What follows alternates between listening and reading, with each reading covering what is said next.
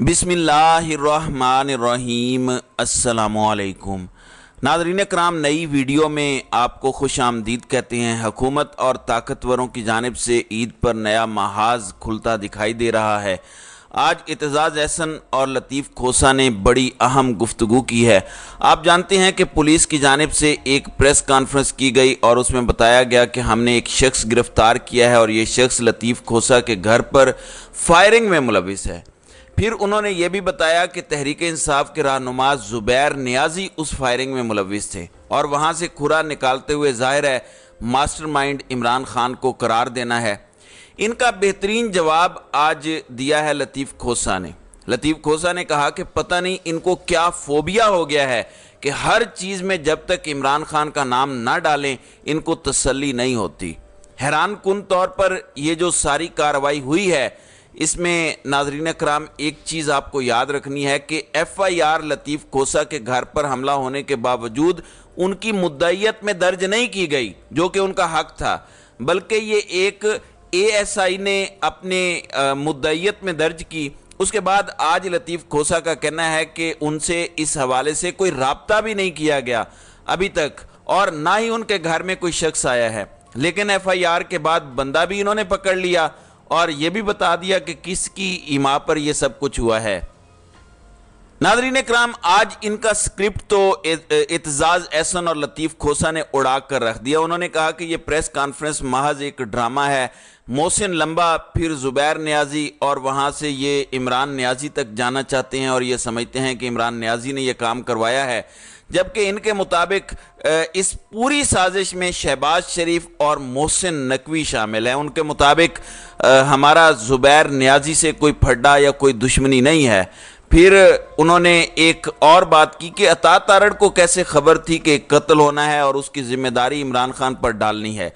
IG और DIG को शामिल तफ्तीश करने की ज़रूरत है। लतीफ़ खोसा ने कहा कि मुझे और एतजाज़ अहसन को बाकायदा इन पर जिरा करने की इजाज़त दी जाए। अब इन्होंने कहा कि ये मुद्दई भी खुद बन गए। 16 मई से सब कुछ ये कर रहे हैं और हमसे राब्ता किए बगैर इन्होंने मुजरिम भी ट्रेस कर लिया, इकबाल जुर्म भी करवा लिया। दर हकीकत वकला और हमारे दरमियान खलीज पैदा करने की ये कोशिश की गई है। ज़ाहिर है ये पुराना स्क्रिप्ट है और हमारी पुलिस ऐसे ही घटिया स्क्रिप्ट पर काम करती है। अब एतजाज़ अहसन ने वहाँ पर बड़ी खूबसूरत बात की।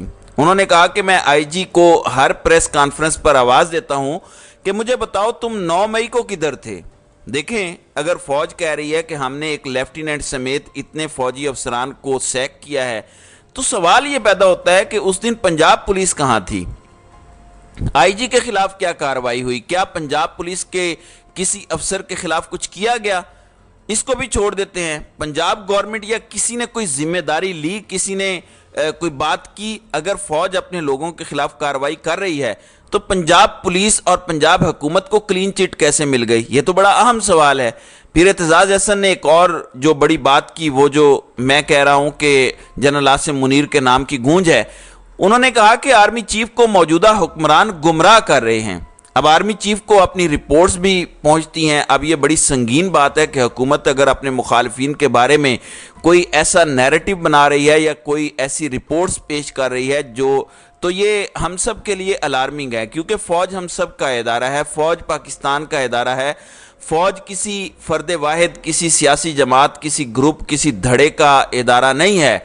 फ़ौज पाकिस्तान और पाकिस्तान की कौम का इदारा है, जहाँ पर कौम के बेटे जान देते हैं और हर कौम का शहीद और गाजी उसके लिए फ़ख्र का बायस होता है और इसमें किसी को कोई इख्तलाफ नहीं है।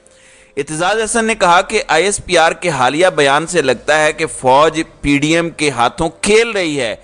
ये चाहते हैं कि एतजाज़ अहसन और लतीफ़ खोसा की कासिम के अब्बा यानी इमरान खान से लड़ाई हो जाए। अब ये मामला एक बहुत संगीन मामला है और मैं फिर आपको ये बता दूं कि मुस्लिम लीग नून जलती पर तेल का काम कैसे कर रही है। ये बहुत इंटरेस्टिंग बात है। नाज़रीन कराम, आप जानते हैं कि ये जो सेनेटर इरफान सिद्दीकी हैं, ये जनरल बाजवा के उस्ताद भी हैं और ज़ाहिर है पाकिस्तान में हर कामयाब आदमी का हर उस्ताद बन जाता है, उससे ताल्लुक़ भी निकल आता है। तो अब इरफान सिद्दीकी का कहना है कि जो जनरल बाजवा थे वो मौजूदा आर्मी चीफ की तकर्री के हक़ में नहीं थे। चलें, अगर मौजूदा आर्मी चीफ की तकर्री के हक़ में नहीं थे تو جنرل باجوہ اور تحریک انصاف کے کون سے کوئی آئیڈیل تعلقات تھے؟ کیا یہ تاثر قائم کرنے کی کوشش کی جا رہی ہے کہ جنرل باجوہ کوئی ایسی اپوائنٹمنٹ کروانا چاہتے تھے جس کا تحریک انصاف کو فائدہ ہو؟ تو یہ سوال ہی پیدا نہیں ہوتا۔ وہ جنرل باجوہ جن پر مبینہ طور پر پاکستان تحریک انصاف یہ الزام لگاتی ہے کہ ان کی گورنمنٹ گرانے میں ان کا کردار تھا، تو کیسے ممکن ہے کہ آپ کہیں کہ جنرل باجوہ جو کر رہے تھے اس کا فائدہ کہیں نہ کہیں تحریک انصاف کو ہونا تھا؟ انہوں نے کہا کہ جنرل باجوہ نے اپنے پسندیدہ امیدوار کے بارے میں خاصا دباؤ ڈالا تھا، لیکن نواز شریف نے سٹینڈ لیا۔ یعنی کہنے کا مطلب یہ ہے کہ حکومت اس پوسٹ کو پولیٹیسائز کرنا چاہتی ہے۔ دیکھیں، آرمی چیف تو فوج سے ہی آنا تھا، یہ آ گئے تو کیا ہوا؟ عمران خان نے تو کہا کہ اگر میرا کوئی مسئلہ ان کے ساتھ تھا تو میرا موجودہ army chief general Asim Munir سے کوئی مسئلہ نہیں ہے۔ ظاہر ہے جب ایک شخص کسی پوسٹ پر آ گیا ہے تو آپ کیا کریں گے؟ دیکھیں، میری چوائس تو ہو سکتی ہے کہ میں اس کو لگا دوں یا اس کو نہ لگاؤں۔ جب وہ بات ختم ہو گئی تو کھیل آگے چلا گیا، لیکن مسلم لیگ نون اس چیز کو جو عمران خان نے انہیں ہٹایا تھا پولیٹیکل بینیفٹ کے لیے استعمال کرنا چاہتی ہے۔ سوال صرف یہ ہے کہ اس کا فائدہ کس کو ہوگا، اس کا نقصان کس کو ہوگا؟ اس کا نقصان صرف اور صرف پاکستان کو ہوگا۔